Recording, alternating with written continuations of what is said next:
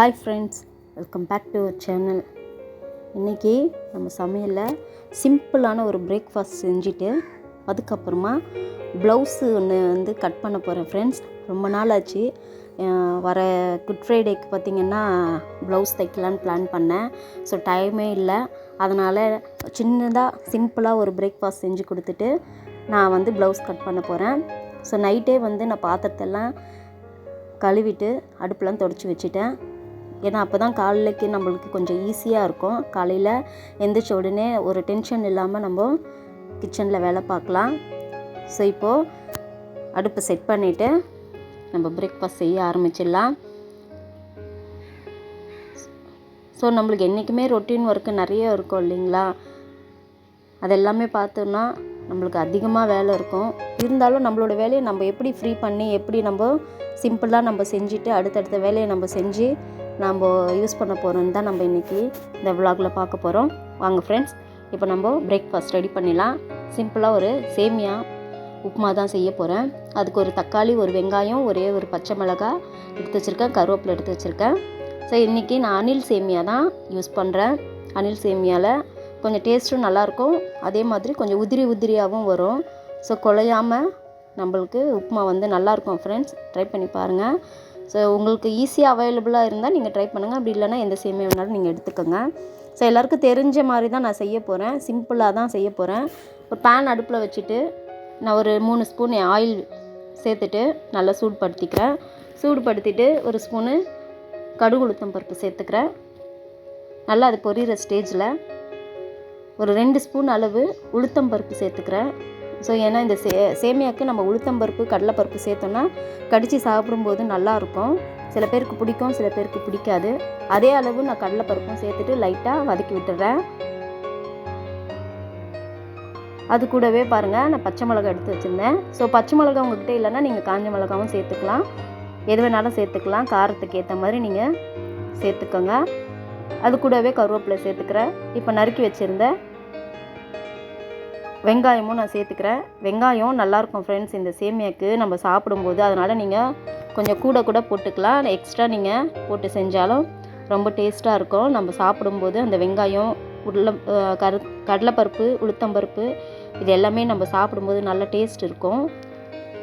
இப்போ லைட்டாக வதங்கினா போதும். வெங்காயம் நம்ம சாப்பிடும்போது நரன்னு நம்மளுக்கு பல்லுக்கு கிடைக்கணும். அந்த மாதிரி வதக்கிக்கிட்டால் போதும். அது கூடவே ஒரு தக்காளி ஆட் பண்ணிக்கிறேன். தக்காளி எத்தனை பேர் நீங்கள் உப்புமாவில் சேர்ப்பீங்கன்னு எனக்கு தெரியல. சேர்க்குறவங்களா இருந்தால் எனக்கு கமெண்ட் பண்ணுங்கள். ஸோ நான் இப்படி தான் உப்புமா செய்வேன். கூடவே லைட்டாக ஒரு பிஞ்ச் அளவு மஞ்சத்தூள் சேர்த்துக்கிறேன். மஞ்சத்தூள் ஆப்ஷனல் தான், நீங்கள் வேணும்னா சேர்த்துக்கலாம். பட் சேர்த்திங்கன்னா கொஞ்சம் கலர்ஃபுல்லாக நல்லாயிருக்கும். தேவையான அளவு உப்பு சேர்த்துக்கிறேன். உப்பு சேர்த்துட்டு நல்லா வதக்கி விட்டுடலாம். நல்லா இந்த தக்காளியெல்லாம் நல்லா குழஞ்சி வர வரைக்கும் நம்ம வதக்கிக்கலாம். ஸோ என்ன மாதிரி யாரெல்லாம் நீங்கள் சேமியா உப்புமா செய்வீங்களோ எனக்கு கமெண்ட் பண்ணுங்கள் ஃப்ரெண்ட்ஸ். அவ்வளோதான். இப்போ இதை நல்லா வதங்கிடுச்சு. இப்போ நம்ம தண்ணி ஊற்றிக்கலாம். நான் இந்த டம்ளர் 1 டம்ளர் தண்ணி ஊற்றுறேன். நான் 2 பேருக்கு மட்டும்தான் செய்கிறேன். அதனால் 1 டம்ளர் தண்ணி ஊற்றிக்கிறேன். ஸோ தண்ணி அளவு கொஞ்சம் நம்ம பார்த்து சேர்த்துக்கலாம். அவ்வளோதான் ஃப்ரெண்ட்ஸ். இப்போ தண்ணி நல்லா கொதித்து வந்துடுச்சு. இப்போ நம்ம சேமியாவை எடுத்து ஆட் பண்ணிடலாம். இது வறுத்த சேமியா தான், அதனால் நான் அப்படியே ஆட் பண்ணிக்கிறேன். நம்ம அப்படியே சேர்த்தாலும் நல்லா உதிரியாக நல்லா வரும் உப்புமா. அதே மாதிரி ரொம்ப நைஸாக இருக்கும், பார்க்கறதுக்கும் ரொம்ப சூப்பராக இருக்கும், கலர்ஃபுல்லாக இருக்கும். டேஸ்ட் வைஸ் பார்த்திங்கன்னா ரொம்பவே நல்லாயிருக்கும் ஃப்ரெண்ட்ஸ் இந்த சேமியா. ஸோ இப்போது தண்ணி அதிகமாக ஊற்றலை. நான் தண்ணிக்கு கொஞ்சம் குறையாக தான் நான் சேமியா போட்டிருக்கேன். பாருங்கள், தண்ணியும் சேமியாவும் நம்மளுக்கு ஈக்குவல் ரேஷில் இருக்கிற மாதிரி இருக்கணும் பார்த்துக்கும்போது. இப்போ பாருங்கள், ஒரு 2 நிமிஷம் கலர்ன உடனே நல்லா அந்த தண்ணி கொஞ்சம் ட்ரை ஆகிடுச்சி. இப்போ நம்ம இதை மூடி போட்டுட்டு சிம்மில் வச்சுட்டு அப்படியே ஒரு 5 நிமிஷம் அப்படியே விட்டுடலாம். கலர வேண்டியதில்லை. பாருங்கள், மூடி போட்டாச்சு. இப்போ நம்ம சிம்மில் ஒரு 5 நிமிஷம் விட்டு எடுத்தாச்சு ஃப்ரெண்ட்ஸ். அவ்வளோதான். ரொம்ப சூப்பரான டேஸ்டான சிம்பிளான ஒரு சேமியா உப்புமா ரெடி ஆகிடுச்சு.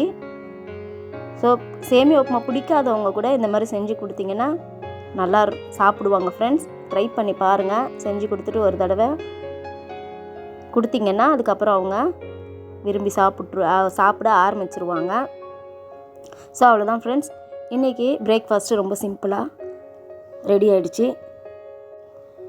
அடுத்து ஒரு ப்ளவுஸ் தான் நான் கட் பண்ணி ஸ்டிச் பண்ண போகிறேன். வாங்க ஃப்ரெண்ட்ஸ், இப்போ இதை சாப்பிட கொடுத்துட்டு அடுத்த வேலையை நம்ம ஸ்டார்ட் பண்ணிடலாம். அவ்வளோதான் ஃப்ரெண்ட்ஸ், பிள்ளைங்களுக்கு சாப்பிட கொடுத்தாச்சு. இப்போது ஆல்ரெடி நான் ப்ளவுஸ் கட் பண்ணி வச்சுட்டேன். ஃப்ரீ டைமில் நான் கட் பண்ணி வச்சுட்டேன்.